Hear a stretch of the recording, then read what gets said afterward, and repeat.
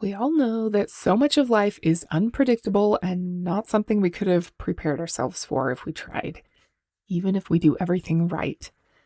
Nobody wants to be told that they have cancer. But did you know that there's one type of cancer, the second leading cause of cancer deaths in the US, that you can pretty much just decide right now not to die from? This is a threat to your life and health that you have a great deal of control over. A few wise choices from you now can make what could have been a catastrophic defining diagnosis just a blip in your life that you never have to think about again. You're listening to the Health Courage Collective podcast, episode 262, Are Colonoscopies Helping Us?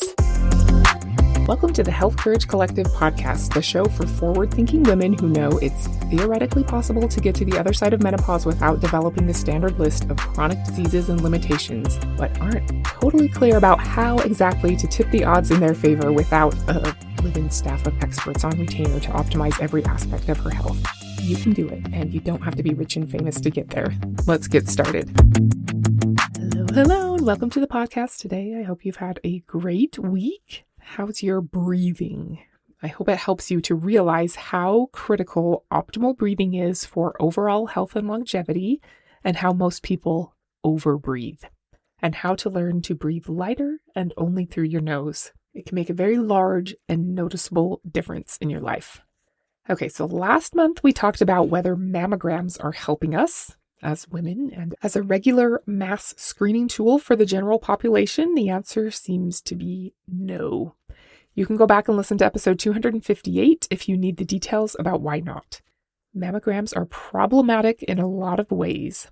Screening for breast cancer is still important, but we deserve a smarter approach, and I think with the ARIA tears test and QT imaging together, we have one. The problem is that access to QT imaging is extremely limited as of right now. You might still decide to get a mammogram in the meantime, but I hope that the tide is changing. After learning about all of that, it's possible that your next question might be, are colonoscopies helping us? As unpleasant as a mammogram is, a colonoscopy is on a whole nother level. If you've never seen the movie Ghost Town with Ricky Gervais and Greg Kinnear and Téa Leoni and Kristen Wiig, I think you should.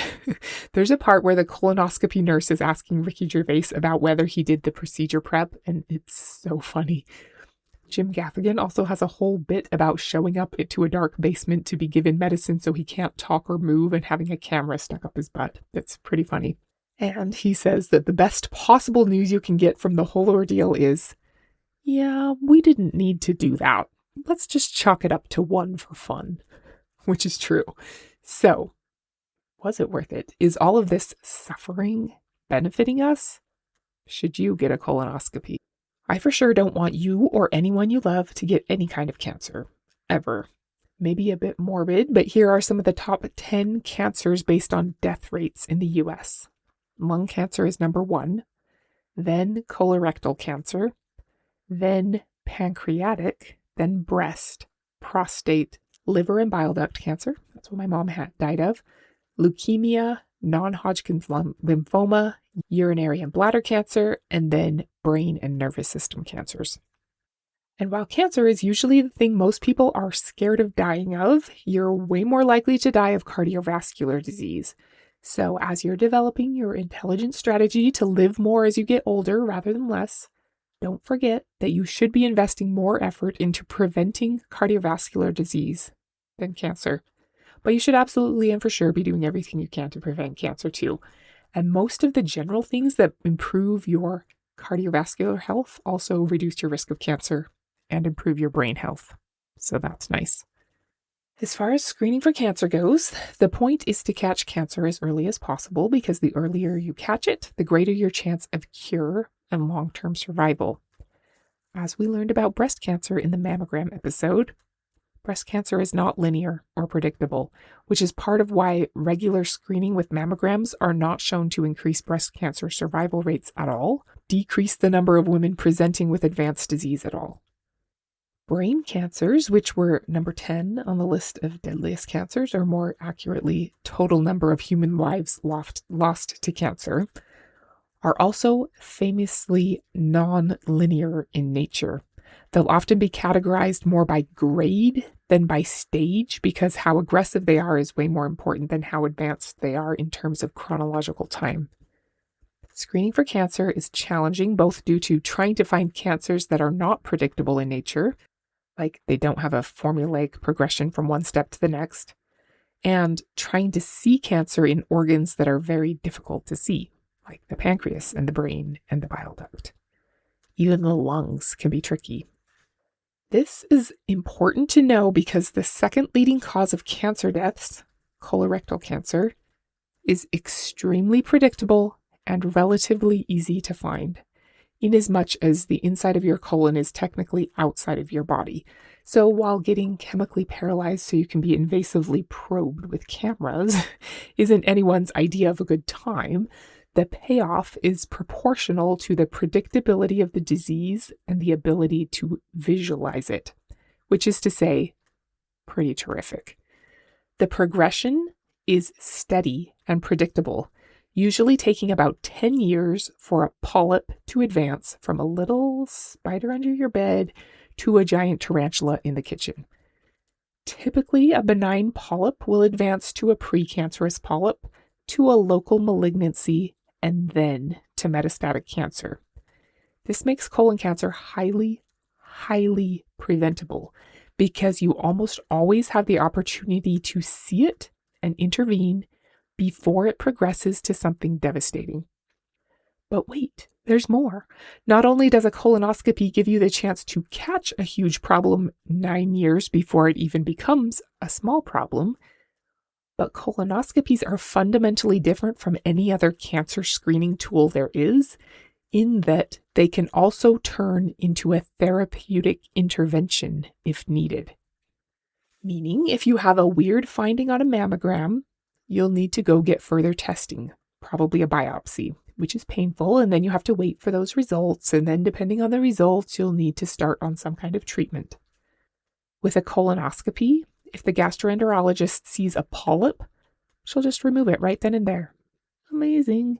Any polyps found will be sent for testing, but whatever the result, by the time you get your report, that polyp has already been gone for a while, and you're good to go. Pretty cool. Most polyps are benign, but have the potential to become precancerous and then cancerous. While overall colorectal cancer is super predictable and takes a long time to develop, there can be a few oddities like flatter polyps that are harder to see and harder to remove, etc. Unfortunately, the incidence of colorectal cancer is increasing by quite a bit year over year in people under age 50. There are lots of theories about why this is the case: ultra-processed foods, microbiome changes, microplastics, poor metabolic health, sedentary behavior, use of antibiotics, etc. My opinion is that the reason is a little bit of all of those reasons combined. I believe that there are definitely things you can do to lower your risk. In any case, for that reason, the American Cancer Society updated screening guidelines in 2018, saying to start screening at age 45 instead of 50. And if you have a family history of colorectal cancer, any type of inflammatory bowel disease, or are at high risk for some other reason, you should start screening even earlier than 45. I know of one doctor who I trust who thinks that as long as you can afford to pay out of pocket for it, you should start at age 40. Because if you're not within what the guidelines say, your insurance most likely isn't going to pay. The Nordic study, the one that found no difference in death rates from breast cancer between mammogram or no mammogram populations, found that of the group of patients offered a colonoscopy, only 42% accepted the invitation and got one. But of those 42% who did get a colonoscopy, colorectal cancer death rates were half of what they were in the group who did not. And an argument could be made that you could 100% or maybe 99 or 98% prevent colorectal cancer with colonoscopy. But there's a catch, which is that not suffering from and or dying from colorectal cancer completely depends on how successful your colonoscopy was. And how successful your colonoscopy is completely dependent on your gastroenterologist being able to see every inch of your colon. Your colon's about 5 feet long and goes from your cecum to your anus. The main factor in your doctor being able to see all polyps well is how successful your prep was. There are lots of different options for colonoscopy prep now, so just make sure you follow whatever directions you're given to a T. There's something called a Boston Bowel Prep score, which is on a scale of 1 to 9, which seems weird to me. Like, why not just make it 1 to 10? But whatever. You really want yours to be an 8 or a 9. If you're not, you're going to want to get screened again earlier rather than later, because the likelihood of something having been missed is very high.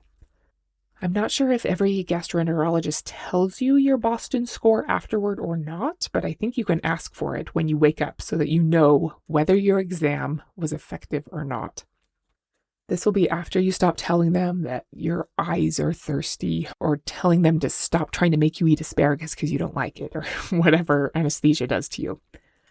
After my middle son got his wisdom teeth out, he was confused as to how some of his friends knew about it and were texting him to see if he was okay. So I told him, well, yeah, you sent a Snapchat picture of yourself with ice wrapped around your whole head, Jacob Morley style, and floss hanging out of both sides of your mouth that said, wisdom tooth. And he did not believe me. He thought I was lying, but I saw him do it when he was in his wheelchair waiting for the elevator. And the fact that all his friends knew about it was my proof. But he had no memory of that whatsoever. Another thing to ask after you wake up, when you stop being all crazy, is whether they were able to visualize the colon all the way to the cecum. If not, you're missing data and did not have a full screening. You can also ask ahead of time when choosing a doctor what their adenoma detection rate is. You want it to be above 20% in women and above 30% in men. You can ask about their cecal intubation rate. You want that to be above 90%. That's, did they make it all the way to the end of the colon? You also want to know their withdrawal time. The longer, the better. 6 minutes is standard. Longer is better to a point. You can also ask about their complication rate. How often do patients have major complications after getting an exam from them? These are ways to vet your doctor.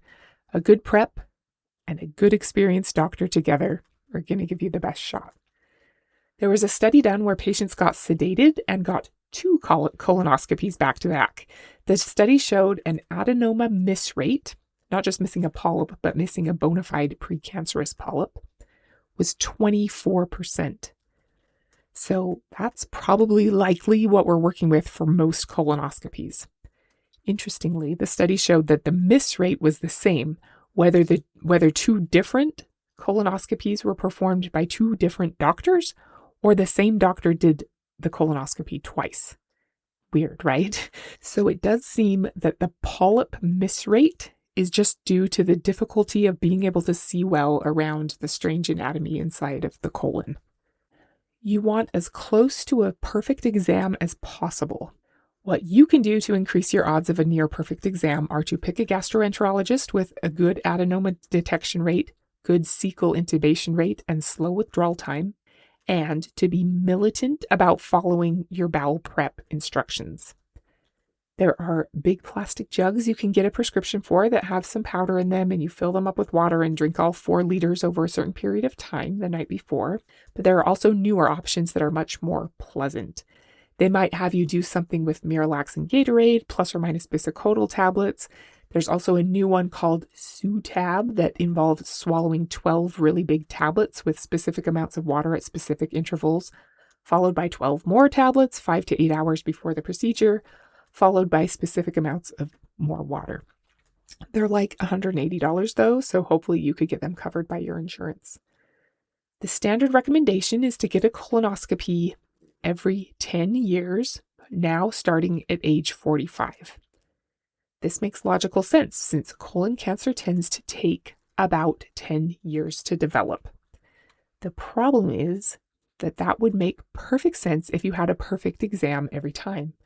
But we know that the adenoma miss rate is approximately 24%, even if the same doctor were to do the exam twice in a row. 8%, 7.9% of colorectal cancers are diagnosed within 3 years of a negative colonoscopy. So polyps are for sure getting missed. It's estimated that 81% of colon cancers diagnosed within 4 years of a colonoscopy are due to a missed lesion on what was charted as an adequate exam.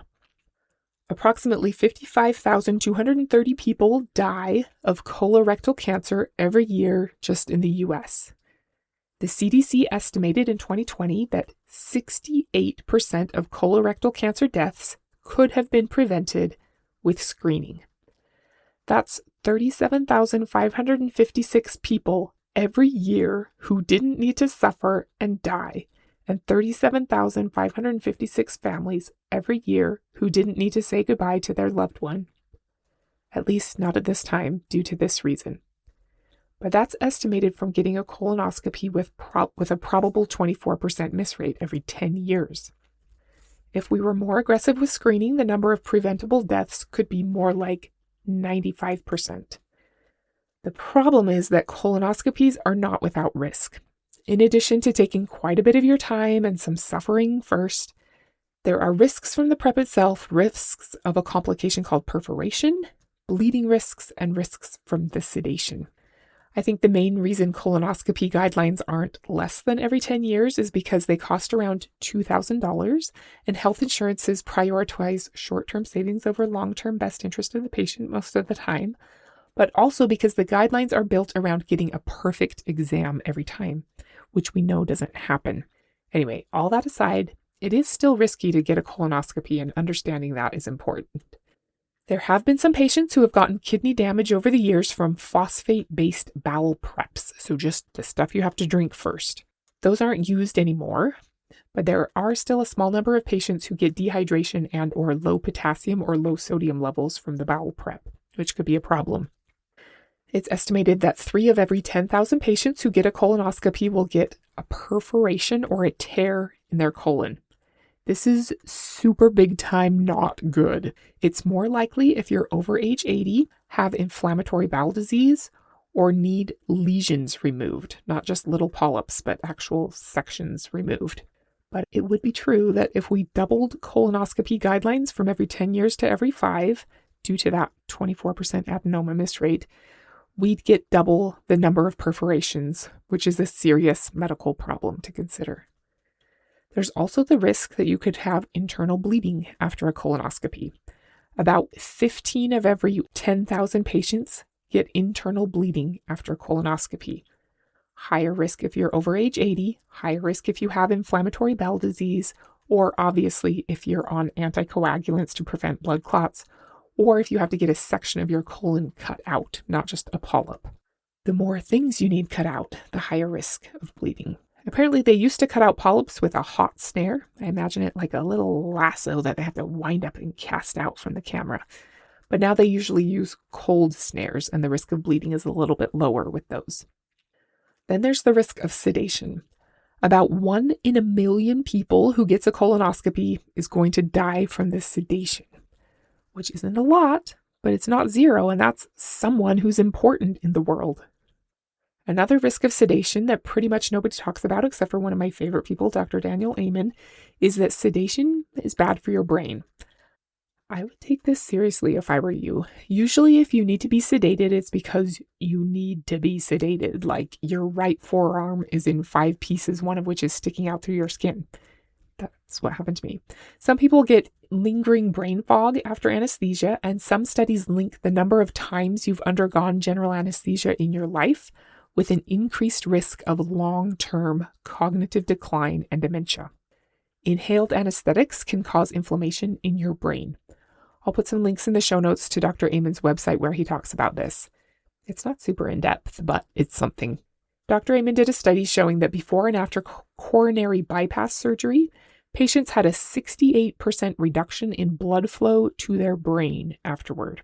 He suggests having an optimized brain at all times, which lowers your risk of problems after anesthesia. And if you know ahead of time that you're going to be sedated, to be sure to eat fruits, vegetables, and healthy fats for a few days first, avoid refined carbohydrates, sugar, fried foods, and alcohol, and to really prioritize sleep and restorative exercise so your brain has as much blood flow as possible before you get sedated.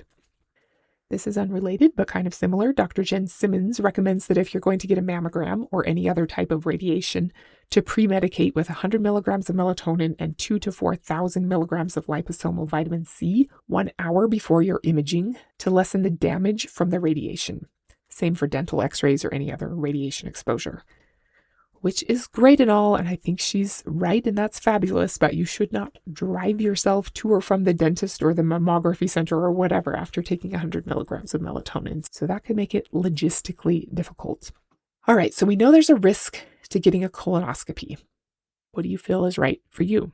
Don't forget about the risks of not getting a colonoscopy. It's estimated that 30 to 50% of the American population over 50 have precancerous polyps. That's a lot. And if they're seen during a colonoscopy, they'll get removed before they get a chance to move on to becoming cancer. It's estimated that approximately 5 to 6% of Americans over age 40 have more advanced polyps than just those precancerous ones. Those people have a 25 to 30% chance of those advanced polyps turning into colorectal cancer within 10 years. But a 0% chance if they're all caught and removed, which we know is tricky to do with a single colonoscopy, but it's still way better than not looking at all and taking your 30% risk. The 5-year survival rate of being diagnosed with localized colorectal cancer is 92%. The 5-year survival rate after being diagnosed with metastatic colorectal cancer is 15%. That is terrifying, but also encouraging because the earlier you catch it, the less of a blip it will be in your life story. So this is the silver lining to colorectal cancer, in my opinion. It has the clearest path from almost precancerous to advanced cancer and takes a long time to move from one stage to the next. It's not the case with many other cancers, unfortunately. So the game really is catching it as early as possible, preferably before your polyps even become precancerous. If you're in the general population with no special risk factors, your lifetime risk of developing colorectal cancer is about 4%. The risk of dying from the colonoscopy is about 0.02% if you were to get one every 5 years starting at the age of 45, and less than 0.01% if you were to get one every 10 years starting at the age of 50. Other than not smoking as a way to prevent lung cancer, colon cancer is the most preventable cancer, but only if you get screened. About 68% of colorectal cancer deaths occur in people who didn't get a colonoscopy every 10 years. If you were wondering, colorectal cancer is slightly more common in men than women. About 1 in 25 men and 1 in 26 women will get it in their lifetime. According to the American Cancer Society, colon cancer among women aged 50 to 64 is rising faster than it is in men of the same age. And diagnosis in younger women is growing faster than in younger men, but both are rising. About 62.8% of women undergo colonoscopies, and about 60% of men agree to get one. Colonoscopy is the only way to visualize polyps and remove them before they become cancerous. There are some other tests that you've probably heard about, like Cologuard and the SHIELD test. The SHIELD test is a blood test that has a specificity of 90%, so only a 10% false positive rate, and the sensitivity varies by stage. It's 83% sensitive in identifying the presence of stage 2 through 4 cancers, and only 55% in identifying stage 1, and 13% for precancerous polyps. So not helpful for catching it early, but it is another option. The Cologuard test is a home stool sample test that's 93% sensitive for detecting cancer and has a specificity of 87 to 91%, meaning around a 10% false positive rate. I think it's good that there are these other options, but it's probably not good enough to completely replace a colonoscopy. And if you have a positive result on either test, all that means is go get a colonoscopy. But if you have a negative result, you might feel good about waiting a certain amount of time before getting one. But you're still supposed to get one at least every 10 years. because you could have polyps that haven't become precancerous yet that you don't know about and could be removed if you had a colonoscopy. It's hard to know. A Cologuard test is about $600, but they have a link on their website about how to get it covered by your insurance with a doctor's order. A colonoscopy in Utah, where I live, is around $2,000. It would very much be likely to be covered by your insurance once every 10 years, starting after age 45.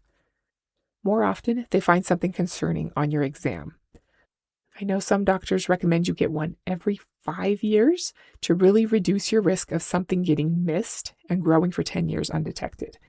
But if you want to get one more often because you know of that 24% miss rate, you'd probably end up having to pay out of pocket. Thank you so much for being here and caring about your future enough to learn about the helpfulness of screening for the second most common cause of cancer death today, when you could have been listening to Chap Hop, proper British rap about tea and crumpets, or listening to a full cast audiobook, or whatever floats your boat. So you're pretty great for being here today. I hope someday there's a less unpleasant way to practically eliminate our risk for developing advanced colorectal cancer, but for now, this is what we've got. I hope learning a little bit more about it was useful to you. Next week, we're going to talk about not wasting an amazing gift we are periodically given.